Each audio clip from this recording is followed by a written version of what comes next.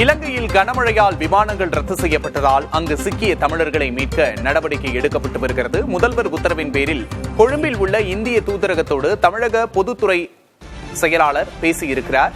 விமானங்கள் இயக்கப்படாததால் இலங்கையில் தமிழர்கள் உட்பட 300க்கும் அதிகமானோர் சிக்கியுள்ளனர்.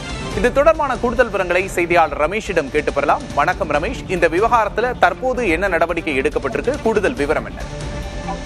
தமிழக அரசுடைய பொதுத்துறை மற்றும் மறுவாழ்வுத்துறை என்று ஒரு துறை இருக்கிறது. அதனுடைய செயலாளராக ரீட்டா ஹரிஸ் தாக்கூர் ஒரு செயலாளர் இருக்கிறார்கள். தலைமைச் செயலகத்தில் அவர் இருந்து வருகிறார். அவருடன் இன்றைக்கு முதலமைச்சர் பேசி அவர்கள் அந்த துறையின் கீழ் தான் இந்த வெளிநாடு வாழ் தமிழர் நலத்துறை வருகிறது. எனவே முதலமைச்சர் அந்த இலங்கையில் சிக்கியுள்ள தமிழர்களை பாதுகாப்பாக மீண்டும் தமிழகத்திற்கு அழைத்து வருவதற்கான அனைத்து நடவடிக்கைகளையும் எடுக்க வேண்டும் என்றும் அதற்கு தேவையான அனைத்து உதவிகளையும் செய்வதற்கு தமிழக அரசு தயாராக இருக்கிறது என்பதை அந்த மக்களிடம் தெரிவிக்க வேண்டும் எனவும் சொல்லியிருக்கிறார்.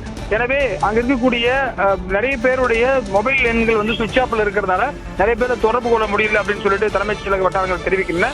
எனவே அதிகாரிகள் அங்க இருக்கக்கூடிய இந்திய தூதரகத்தை தொடர்பு கொண்டு அவர்களோடு அந்த விமான நிலையத்தில் இருக்கக்கூடியவர்களை இங்கே பத்திரமாக தமிழக அரசு செலவு செய்து கொண்டு வருவதற்கு ஏற்பாடு செய்திருக்கிறது.